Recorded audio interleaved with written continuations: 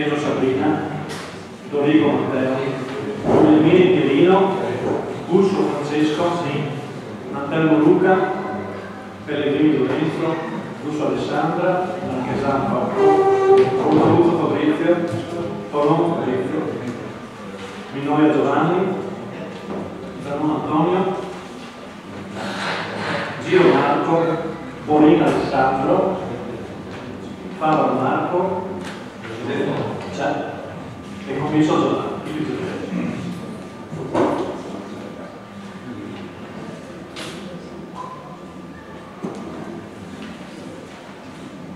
Diamo inizio a questa seduta, primo punto l'ordine del giorno, rispondiamo alle interpellanze. Ah, scusate, ci sono altre interpellanze.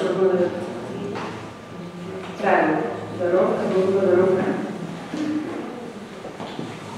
Presidente, sono sindaco,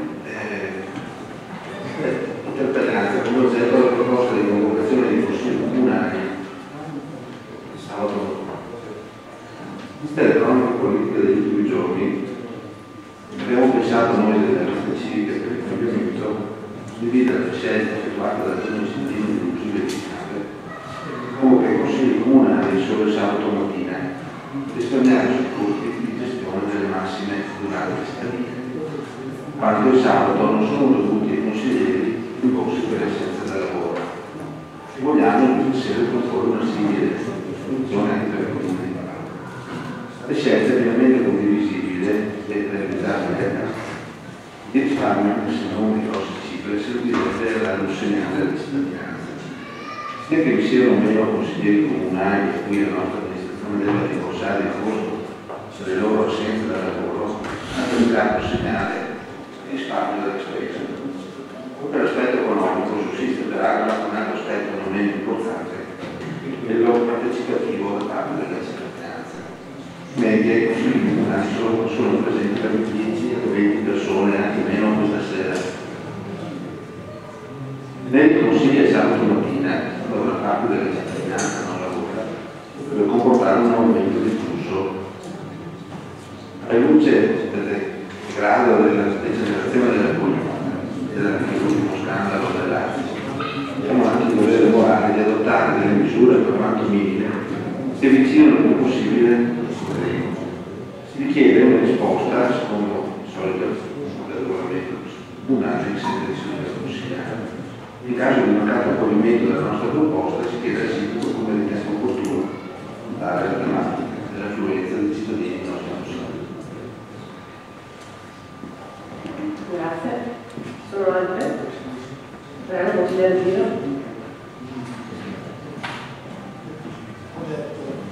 Bilancio di nuovo crisi economica.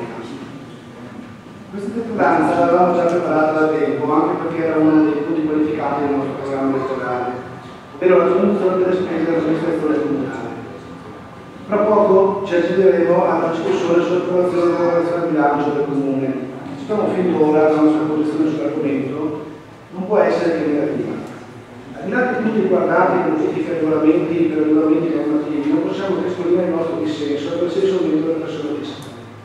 Viviamo momenti difficili dettati da una crisi strutturale del nostro sistema che non ha precedenti e che ormai sembra essere assodato un essere congiunturale ma sistemico. Per quanto opinabile, lo Stato chiede agli enti locali di tirare la cinghia, come sta facendo un cittadino, e cosa decide di fare la nostra amministrazione di fronte ai minori trasferimenti? Aumenta l'IMU.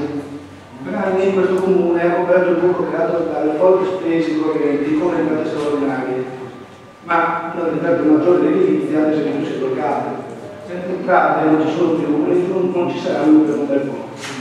Il tema del debito pubblico si spiegano in questi giorni esimi professori che bisogna investire sullo sviluppo, non si può pensare di utilizzare i debiti come ammortizzatori sociali. Le passate amministrazioni ci hanno lasciato la profile, il video della presa, il nuovo del mercato ittico, una struttura amministrativa dettagliata, una marea di contenziosi, un debito pro capite non unificato. È stato il tempo delle vacche grasse, ora è finito. Come a dire l'ex presidente Cossiga, pensavamo che i soldi non sarebbero finiti. Cari colleghi, riteniamo che sia venuta l'ora di rivedere le spese dell'amministrazione, prima di aumentare ancora la pressione fiscale sui nostri cittadini. A nostro avviso avviso non si può pensare di mantenere la struttura attuale dell'amministrazione vicina. Dobbiamo avere il coraggio di pensare a un programma generale di razionalizzazione delle spese che tagli col passato, che tagli con le logiche legate agli interessi politici e partiti, con la difesa degli interessi particolari finalizzati al consenso elettorale, con i carrozzoni pubblici. Prendiamo un esempio: l'economia locale è basata per buona parte sul turismo e relativo all'industria. Su questo settore di competenza comunale, il giro d'imposta sugli immobili, la difesa ambientale, la tassa di occupazione del suolo pubblico, l'imposta sulle pubblicità e nazionali. In un periodo di crisi, l'amministrazione accurata cercherebbe di diminuire queste tasse e tariffe. Invece, come tra poco sentiremo, questa maggioranza ci proporrà a aumentare di più. E non basta, invece di prepararsi a razionare le spese cosa fa, vediamo la stampa che si è intenzionato ad applicare la tassa sopra.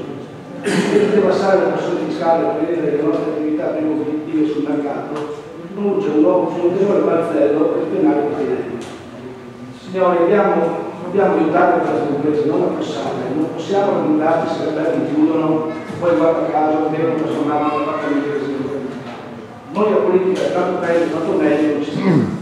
Al contrario, visto che lo Stato c'è il voto di entrare nella città metropolitana, auspichiamo che sia con la sua maggioranza si impegnano a implementare nuovamente ottenga specifiche competenze in materia fiscale al pari delle regioni e delle province statuto speciale, come proprio previsto affinché i nostri tributi rimangano sul nostro territorio. Da qualche anno ci sentiamo dire che l'amministrazione non ha più soldi. Chiediamo al sindaco se intende proseguire sulla strada dei suoi predecessori, così intende cambiare rotta. Chiediamo di conoscere la percentuale di aumento delle imposte di qui sopra sugli esercizi commerciali e sulle attività carriere con riferimento agli anni 2002, 2007 e 2012. Chiediamo di conoscere, ad esempio, quanto valgono queste imposte negli anni di viaggi con riferimento ad un negozio che ha un ristorante di superficie pari a 100 metri quadri e un albergo con superficie pari a 1000 metri quadri. Chiedere una risposta che sia l'articolo 6 del regolamento consumo. Grazie. Altre interpellanze? Per un gruppo da non prego. Signor Sindaco, di questa interpellanza è una richiesta di pubblicazione a tempo indefinito dei bilanci online sul sito istituzionale del Comune di Cavo. La finalità di tale interpellanza da parte della nostra amministrazione è quella propositiva di avvicinare il Comune di Caorle ai Comuni del Veneto per la gestione di determinate materie, nel caso specifico quello della trasparenza acquisita. Posto in giorni si è acceso nuovamente il dibattito sull'introduzione dell'imposta di soggiorno, si ritiene che prima deve essere affermato un importante principio, la legge della struttura civile, cioè quello di mostrare come vengono spese risorse dei cittadini. Attualmente gli atti vengono pubblicati sull'albo operatorio online, rimangono sulla porzione del sito web dedicata per il tempo di pubblicazione indicato l'atto. Una volta trascorso tale periodo non sono più visibili e accessibili come avviene negli atti, quindi nel sito istituzionale del Comune di Caorle rimangono visibili solo 30 giorni. Ne consegue che nello stesso sito istituzionale del Comune di Caorle non sono consultabili né i bilanci né gli altri documenti contabili dell'ente stesso, neppure delle società partecipate a Caorle Patrimonio SRL e delle fondazioni Caorle citate sopra, quando vengono pubblicati dopo 30 giorni spariscono. Il documento contabile più recente è datato all'anno 2009.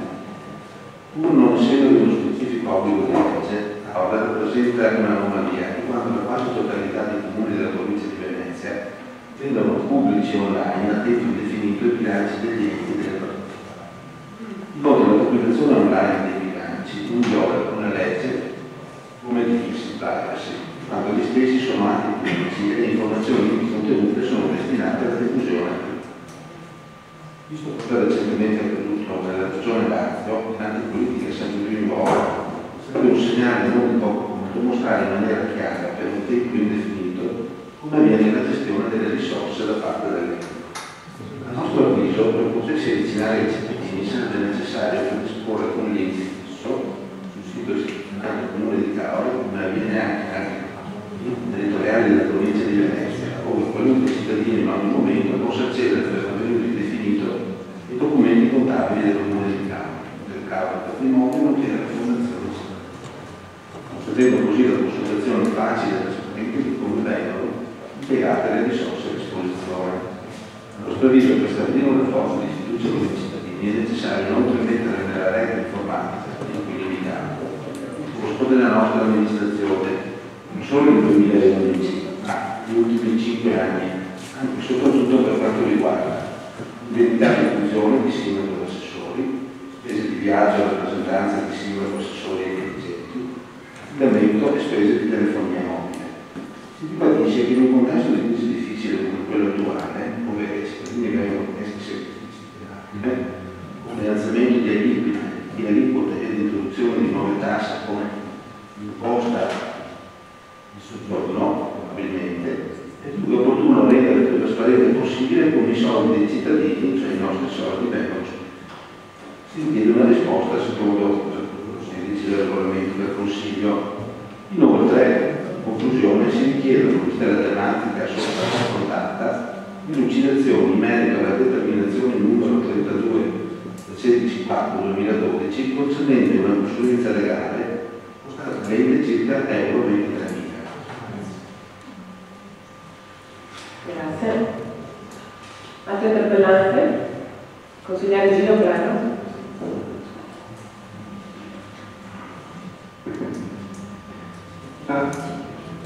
Interpellanza sul PAT. PAT un'occasione da non perdere. Da mesi stiamo assistendo al fragoroso silenzio sul nuovo piano regolatore comunale ancora allenato all'approvazione del piano di settore del territorio. Tutti ne parlano, tutti lo aspettano, sembra quasi di assistere al dramma Waiting for Godot, la differenza che il nostro nuovo piano regolatore comunale prima o poi arriverà. Se non avete coraggio e la forza di pensarlo, batterà in modo devastante sulla struttura socio-economica del nostro territorio con i piani di interventi. Noi della lista civica del cambiamento abbiamo votato contro il documento programmatico letto dal sindaco nella prima seduta consigliare perché, pur non condividendo la maggior parte dei contenuti, abbiamo udito le parole di rivisitazione del PAT, del progetto di via del mondo, partecipazione e condivisione. Parole sagge queste ultime due, soprattutto quando si benefica con il 9% dei consensi. Sono già passati quasi 5 mesi dal suo insediamento, ma non abbiamo avuto alcuna unità su questo importantissimo tema. Lo scorso Consiglio abbiamo deliberato di inviare micro interventi sull'istituzione della città metropolitana, perché l'abbiamo ritenuta prevaricatrice dei diritti della nostra comunità, anche perché in mancanza di precise garanzie da parte del sindaco di Venezia in tema di partecipazione e condivisione sulla sua istituzione. Riteniamo che la precedente amministrazione sia comportata come sindaco di Venezia nella redazione del PAT. Si è limitata a risolvere il minimo sindacale in tema di fondazione sul documento programmatico, guardandosi bene ad aprire un vero tavolo di confronto sul progetto reale, limitandosi all'istituzione delle osservazioni qualsiasi ipotesi di contrarietà. Vi sono poi delle considerazioni sulle tempistiche dell'iter di approvazione che a livello politico non ci possono lasciare indifferenti. Il legge vigente, entrato in vigore nel 1990, è scaduto nel 2000 ed è stato prorogato fino al 2005 su naturale scadenza. La prima giunta Sacro ha dato in carico l'estensione del PAT dettando le linee programmatiche. La seconda giunta Sacro, una maggioranza completamente diversa, ha impiegato circa 3 anni per adottarlo e 2 anni per concludere sulle osservazioni. Ha poi atteso l'ultima giunta comunale per trasmettere alla provincia per l'approvazione definitiva senza alcun passaggio del Consiglio comunale.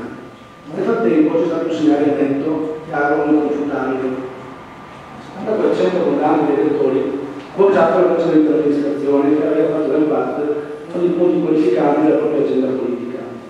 Si prospetta per voi una scelta importante.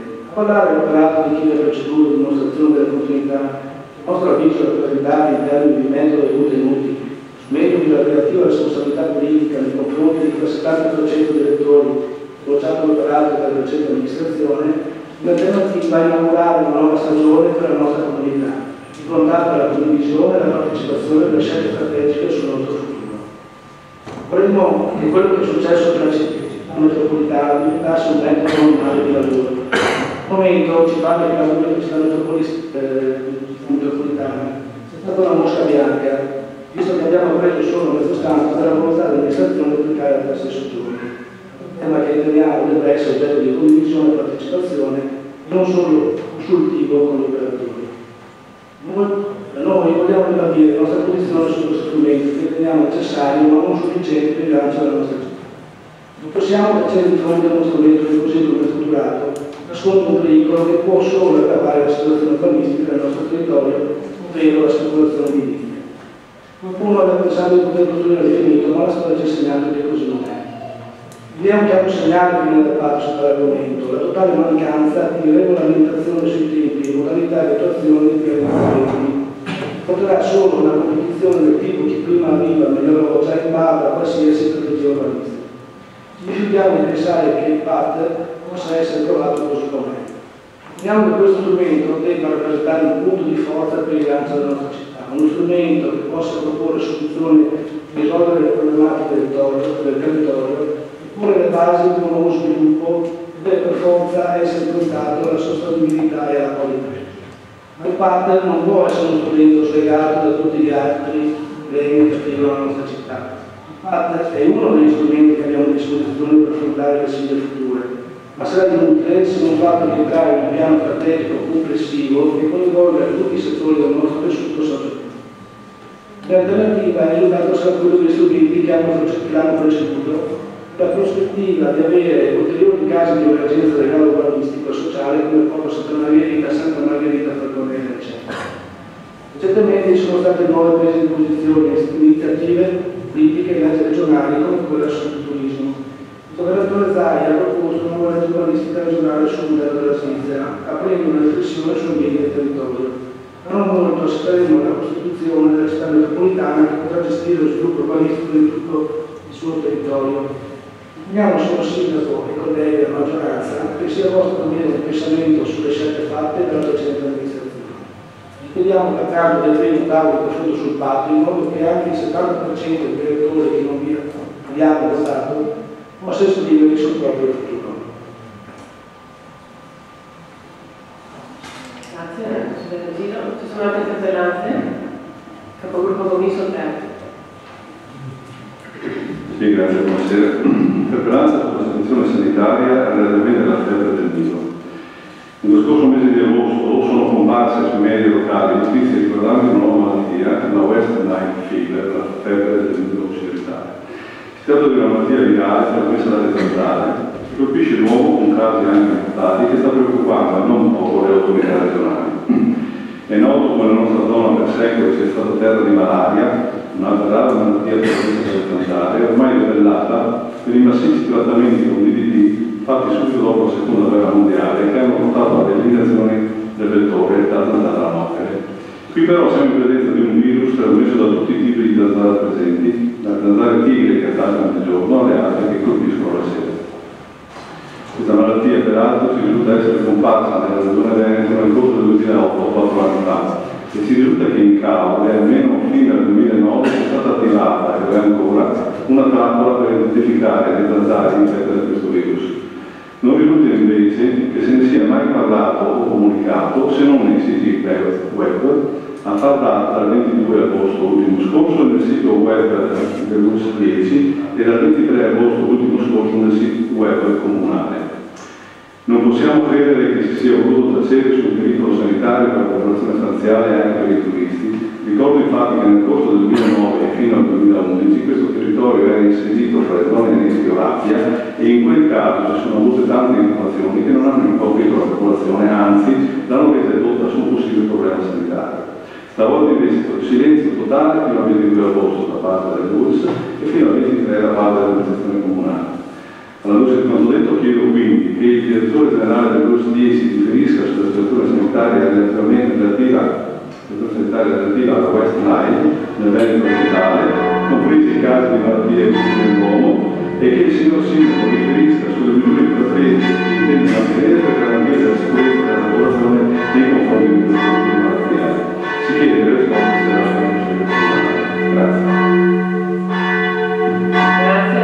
Prego, consigliere Zandaro.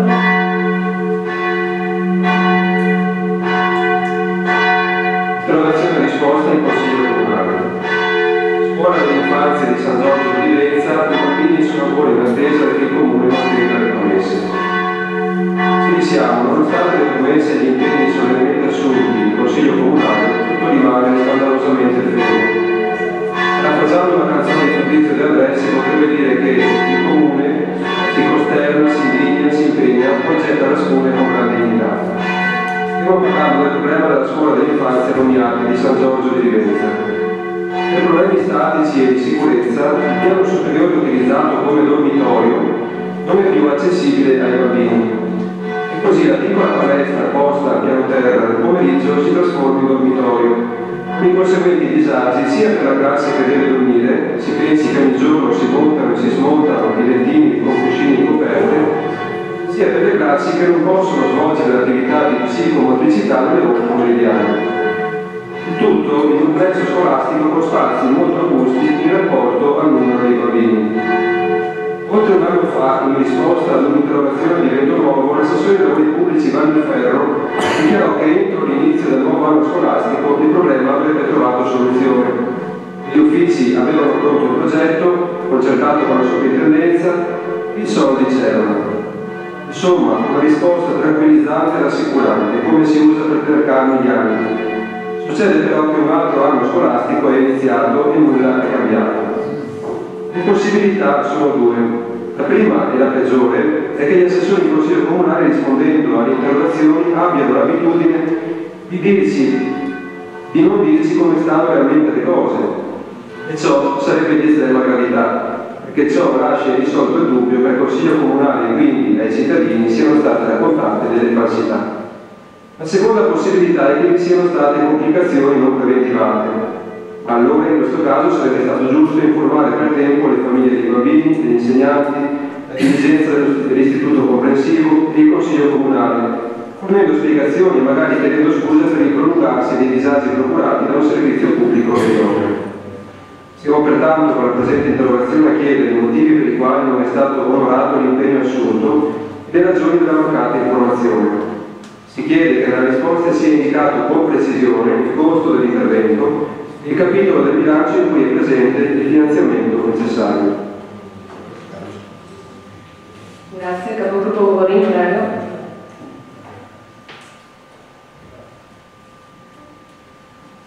Grazie, buonasera Presidente.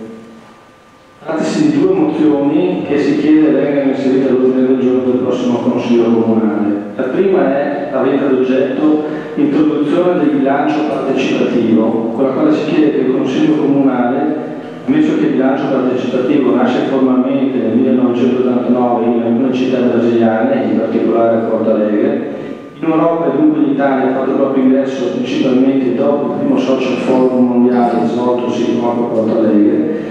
Il bilancio partecipativo è un procedimento attraverso il quale la popolazione contribuisce a stabilire le modalità di assegnazione di una parte delle risorse a disposizione dell'ente. In Italia molti comuni hanno introdotto il bilancio partecipativo come meccanismo di redazione di una parte del bilancio di previsione, tra cui citiamo come esempi Pescara, Reggio Emilia, Via Emanuele, provincia di Milano, Grottammare ed altri comuni italiani. Sono già diffuse e continuano a diffondersi pratiche amministrative ispirate alla democrazia partecipativa nei diversi settori dell'amministrazione. Generalmente sono gli enti comunali a promuovere i bilanci partecipativi. Tenuto conto che l'istituzione del bilancio partecipativo è anche una forma di trasparenza, partecipazione e condivisione con i cittadini delle scelte della propria amministrazione, i principali obiettivi che il bilancio partecipativo persegue sono di fondamentale importanza e coerenti con le linee di indirizzo adottate da questa amministrazione.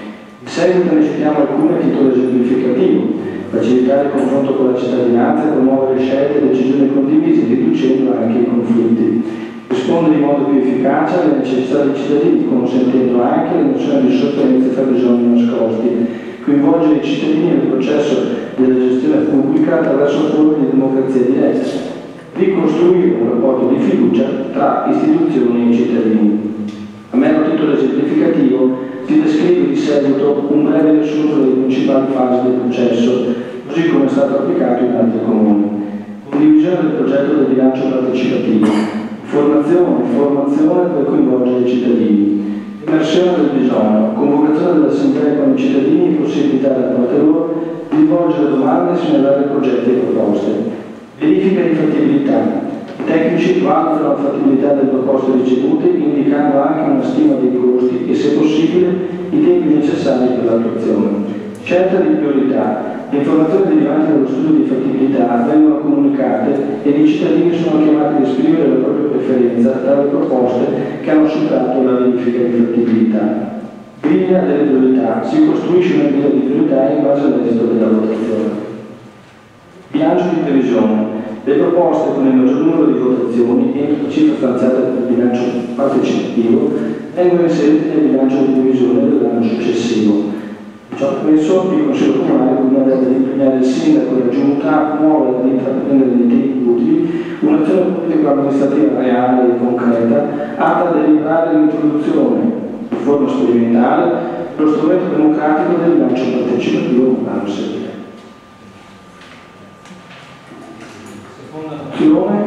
Introduzione della buona pratica degli open data nel comune di Caore e adesione al portale internet del territorio veneto dati.veneto.it dedicato alle open data, con la quale si propone che il Consiglio Comunale, messo che il comune di Caore detiene, produce, aggiorna e archivia un'enorme quantità di dati, mettendo a disposizione dei cittadini e delle imprese da parte di tale patrimonio non vincolato da privacy, brevetti, diritto d'autore, segreto statistico o altre normative di settore, si contribuirebbe allo sviluppo del territorio nonché a creare nuove opportunità di impiego per i cittadini senza con ciò gravare sui bilanci del comune.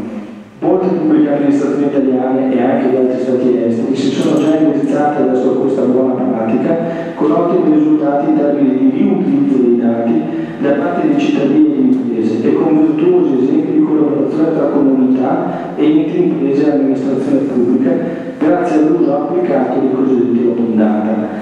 L'espressione open data significa che i dati della pubblica amministrazione e degli enti pubblici sono resi accessibili in maniera trasparente e diretta in formato grezzo, nonché fruibili e riutilizzabili anche per scopi commerciali senza limitazioni.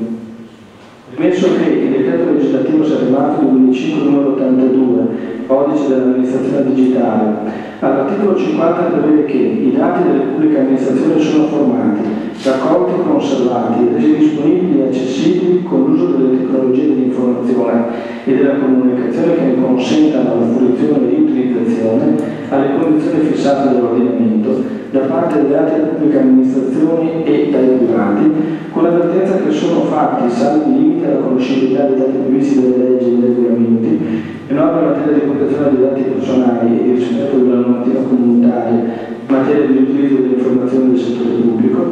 Lo stesso decreto legislativo 7 marzo 2005 numero 82 all'articolo 50 stabilisce inoltre che i dati pubblici contenuti nei siti delle pubbliche amministrazioni sono fruibili in rete gratuitamente e senza necessità di identificazione informatica. Considerato che la Commissione europea ha di recente presentato al Parlamento europeo e al Consiglio europeo, nell'ambito delle azioni dell'agenda digitale europea, un programma di azioni per il riutilizzo delle informazioni del settore pubblico, anche al fine di dare un contributo consistente al rilancio dell'economia europea, mediante la trasformazione dei dati grezzi in progetti da cui nascano applicativi utilizzati da migliaia di utenti delle tecnologie dell'informazione e della comunicazione.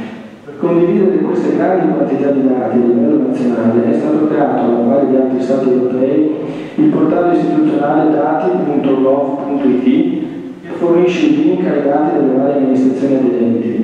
A garanzia della libera riutilizzabilità dei dati pubblicati dalle varie pubbliche amministrazioni, sono state predisposte delle licenze d'uso di cui le più note sono l'americana CC BY 3.0, l'organizzazione no profit Creative Commons, l'italiana IOD V.2.0, Italian Open Data License, del format PA, e consentono anche l'uso commerciale dei lavori derivanti dagli open data delle pubbliche amministrazioni con l'unico vincolo di indicare la fonte di dati e il nome del licenziante. Preso atto che con delibera di giunta regionale numero 2301 del 29/12/2001 la Regione del Veneto ha costituito il portale dati.veneto.it dedicato ai prodotti open data, quale punto di aggregazione informatica al fine di mettere a disposizione sul web in un solo portale i link ai dati pubblici delle varie amministrazioni del territorio interessate al progetto. Il nuovo portale portale dati.veneto.it si pone fin dalla sua costituzione quale strumento aperto per la crescita economica e l'interesse generale al servizio della collettività. Esso viene sviluppato partendo dal riuso del sito dati.gov.it e messo a disposizione delle amministrazioni per creare a loro volta portali per aggregare link ai dati pubblici, nonché come luogo di aggiornamento, discussione e condivisione di informazioni e di dati pubblici. Con la citata delibera di Giunta regionale numero 2301-2011, la Regione del Veneto ha costituito un gruppo di lavoro data composto dagli enti e pubbliche amministrazioni veneti aderenti al progetto. Tale gruppo di lavoro ha la finalità di rendere omogenei e compatibili tutte le soluzioni adottate in forma autonoma dai vari enti, fornendo assistenza giuridica e confrontando e scambiando le soluzioni adottate nei vari casi particolari. Ritenuto che l'implementazione della buona pratica dell'open data nel comune di Carlo, l'adesione e la partecipazione al portale internet dati.veneto.it, un link che punti alla open data del comune di Carlo, è opportuno e fattibile con costi pressoché nulli. Il riuso del portale dati.veneto.it da parte del comune di Carlo come portale open data del comune coinvolgerebbe settori diversi dell'amministrazione comunale con diverse tipologie di dati già pubblicabili nel web senza violazione di alcuna normativa specifica di settore, privacy, brevetti, licenze, segreto statistico, eccetera.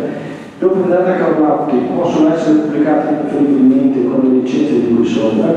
Tutto ciò permesso si chiede che il Consiglio Comunale impegni la Giunta Comunale a introdurre la buona pratica delle open data nel comune di Carlo, partecipando e implementando con motivazione espressa in promessa del portale internet dati.veneto.it con link che punti alle open data del comune di Carlo. Accogliere, organizzare e distribuire la grande mole di dati pubblicabili già in possesso dei vari uffici dell'amministrazione comunale, coinvolgendo i settori interessati nell'ambito dell'amministrazione comunale al fine di avere dati costantemente aggiornati da pubblicare. Adottare le licenze CC BY.3.0 o IOL D2.0 che attribuiscono allo status di open data per rendere riutilizzabili anche a fini commerciali i dati pubblicati per il tramite del portale internet dati.veneto.it o di un portale comunale dedicato all'uso di dati.veneto.it allo scopo di agevolare la condivisione e favorire lo sviluppo economico che dal riutilizzo di questi dati può derivare. Grazie. Sono altre interpellanze? No. Allora, disegno di scrutatore nelle persone di Guglielmini, Boccaluto e Giro. Rispondiamo ora alle interpellanze. Partiamo con la prima, presentata dalla Civica per il Cambiamento Antonio Zanon, slot machine e prevenzione di ludopatia nei giovani. Risponde l'assessore Antelmo. Sì, se bene fosse chiesto credo all'assessore Guglielmini Giovanni, questo cosa sia ambito prettamente sociale, ma la mia risposta è interlocutoria perché stiamo verificando, il tema è un tema molto sentito anche dall'amministrazione e stiamo verificando una serie di dati che stiamo raccogliendo anche insieme all'ASL, per cui si richiede l'opportunità di poter approfondire il tema in maniera dovuta e seria e rimandare questa interpellanza alla volta prossima, al prossimo Consiglio Comunale.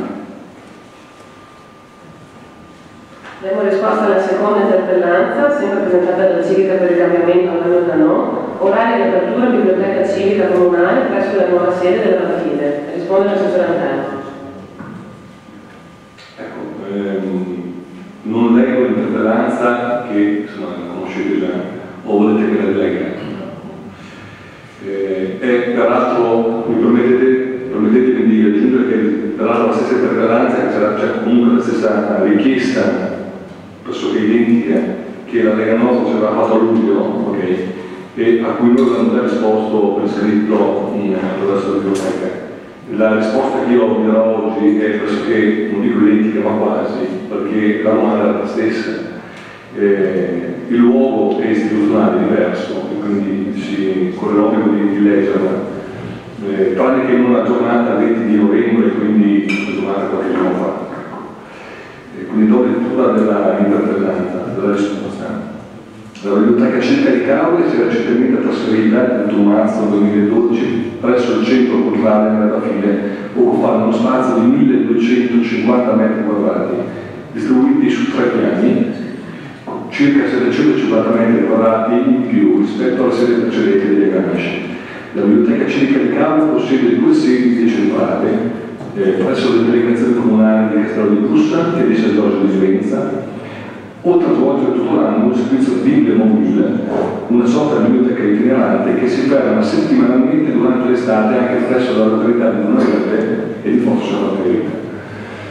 Il personale della biblioteca è composto da 5 unità operative, comprendenti una responsabile della struttura che si deve occupare delle pratiche amministrative, dell'organizzazione dei servizi interni ed esterni, delle attività di promozione della lettura per bambini e adulti, 3 dipendenti a tempo pieno e uno part-time. L'amministrazione comunale ha sempre prestato attenzione alle esigenze dei propri cittadini, tanto è vero che nel 2009 è stato approvato un ampliamento dell'orario della biblioteca da 38 a 42 ore, aperta al pubblico il lunedì mattina, come richiesto dai commercianti i cui esercizi notoriamente sono chiusi proprio lunedì. L'inaugurazione della nuova sede impone obbligatoriamente la promessa contemporanea di una presenza contemporanea di 2 dipendenti, una per terra e una per primo, sia per ragioni di controllo degli ampi spazi, sia per motivi di organizzazione dei servizi, al fine di mantenere costanti livelli di qualità del servizio fino ad oggi raggiunti, ai quali l'utenza è abituata. Non si dimentichi che il personale è stato impegnato, oltre che alle operazioni legate al trasloco della sede, anche alla sperimentazione del nuovo software gestionale SOL, grazie all'adesione della Biblioteca di Cave al Polo regionale del merito SDN e alla messa in sicurezza dell'intero patrimonio documentario e multimediale, grazie alla recente acquisizione del nuovo sistema anti-taccheggio con tecnologia RFID. Ciò ha richiesto una riformulazione in via sperimentale dell'orario di apertura della biblioteca e di conseguenza dell'orario di lavoro del personale, non solo per venire incontro alle richieste precedentemente venuteci dai cittadini di aprire con orario continuato almeno 3 giorni alla settimana, ma anche per consentire al personale di tenere in ordine il patrimonio documentario multimediale, catalogare, etichettare e continuare a fare documentazione di manutenzione della struttura che si possono compiere solo a biblioteca chiusa. A distanza di 6 mesi dalla riapertura della nuova sede si è in grado di esprimere una valutazione di merito preoccupata, offrendo ai cittadini dati reali raccolti grazie alla recente acquisizione della strumentazione elettronica con tecnologia RFID appena installata, la quale permette una dettagliata rilevazione sulla data degli accessi. Punto primo, dal 30 marzo al 20 settembre 2012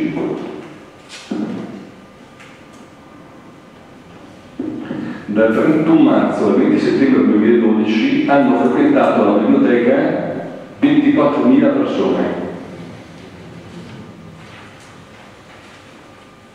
Nei giorni con orario continuato hanno utilizzato la biblioteca dalle ore 12, cioè alle ore 14, numero 2908 utenti. Presenza media, quella fascia oraria, 41 persone.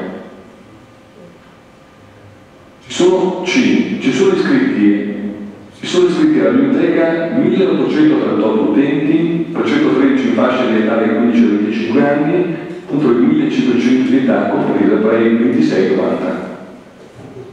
Si sono iscritti alla mediateca 617 utenti, di cui 85 minorenni. Sono stati registrati 9.793 prestiti questi 6 mesi. I risultati ottenuti dalla biblioteca civica di Capri fino ad oggi sono quindi totalmente positivi e, secondo gli riscontri quotidiani apprezzati dai cittadini di Capri di ogni età, dai turisti che affondano la località balneare durante la stagione estiva, possono essere riconosciuti. Una consapevolezza che le richieste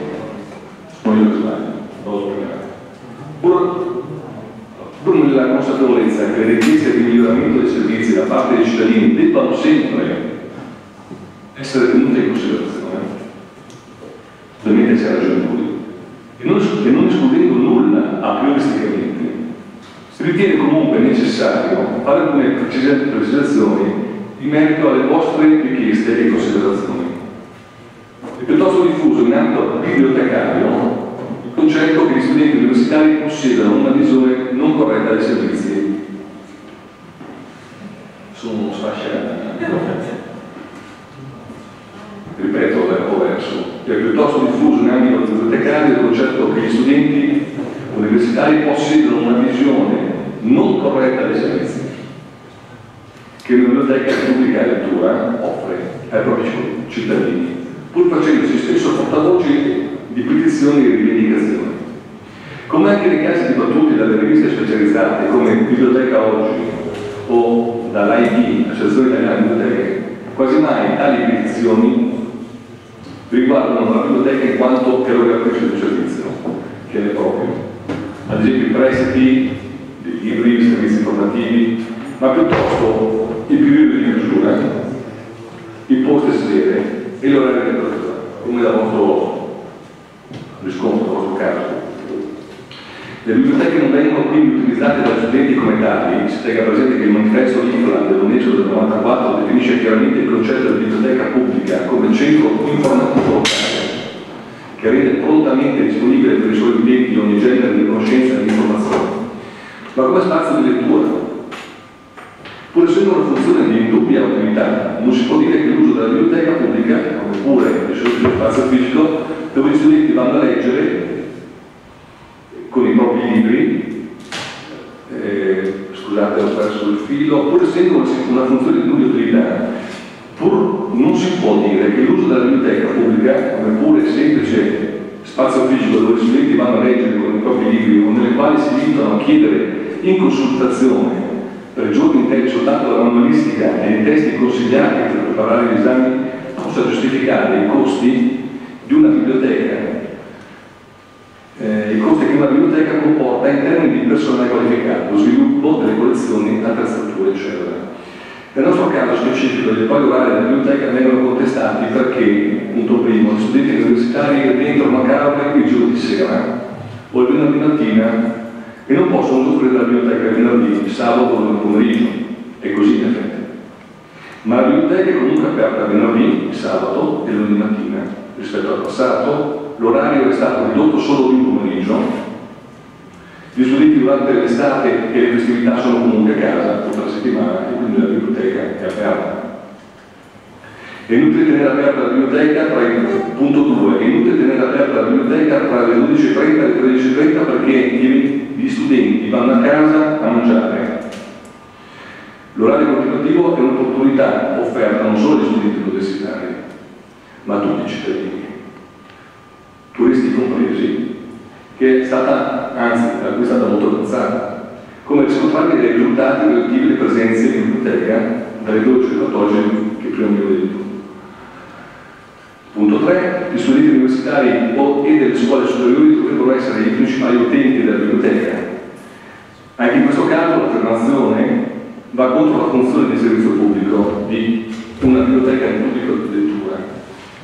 La biblioteca appartiene a tutti i cittadini senza distinzione di età, di razza, di sesso, religione, nazionalità, lingua o condizione sociale.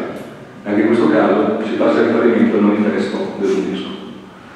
Punto 4. La biblioteca nella vecchia sede e con il precedente orario di apertura al pubblico aveva un più alto numero di fruitori anche tra i turisti. Invece i risultati, pur se positivi e sempre in crescita della sede di Via Gramsci, sono stati notevolmente superati dalla nuova sede. Vengono di seguito messi a confronto i dati raccolti nel 2011. Via Gramsci, presenza settimanale 374 persone, nuova sede, presenza settimanale 1000 persone. Via Gramsci, prestiti settimanali 324, nuova sede, sempre prestiti settimanali 412.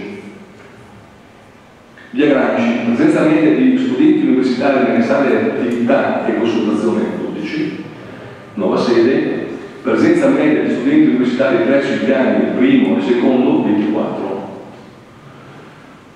Punto 4. La biblioteca dovrebbe essere aperta con orario diverso, si cita come esempio la biblioteca di San Annibale di Jesolo o Portugallo. La biblioteca di San Annibale, struttura di 850 150 metri quadrati, 400 metri di case, è gestita da 5 persone in organico, di cui uno part-time, più una cooperativa nei pomeriggi di martedì, giovedì e venerdì e intera giornata di sabato. L'orario continuativo è continuato per 6 mesi l'anno, con riduzione dei servizi in alcuni periodi del giorno quando il personale è in pausa. La biblioteca di Jesolo prevede un'ampia apertura con la presenza di 7 persone in organico, compreso l'ufficio cultura, più cooperativa. L'apertura serale viene fatta da volontari e prevede la sola apertura delle sale, escludendo tutti i servizi. Durante l'estate poi è stato ridotto l'orario tutti i giorni dalle 8:30 alle 20, con orario continuato il sabato dalle 8:30 alle 14. La biblioteca di Portovalo ha un orario invernale, chiusura martedì, giovedì e sabato pomeriggio, di 30 ore e l'orario estivo di 15 ore settimanali. I dati di semplicitati risulta evidente che la biblioteca cerca di causa tra la qualità e la quantità di servizi offerti ai cittadini difficilmente potrebbe aumentare il proprio orario di apertura senza la previsione di costi da fare sostenere alla propria comunità. Grazie Assessore. Diamo ora risposta alla terza interpellanza presentata dalla Civica per il Cambio. Guarda che mi riservo alla fine di... Beh no, prego, per così non prego. Allora, abbiamo sentito complimenti per la lunga elencazione di dati che ci è stata fornita. Non è che i dati spieghino quella che deve essere la filosofia comportamentale, come si deve condurre una biblioteca. Comunque è importante anche conoscerli e poi capire che cosa dobbiamo fare. Io penso che nonostante questa lunga elencazione non c'è niente di quello che ha detto l'assessore che possa essere condiviso. Prima di tutto perché la cultura non è qualcosa che si può incanalare attraverso degli orari oppure attraverso delle elencazioni. Io dico che una biblioteca come la nostra deve essere aperta tutto il giorno.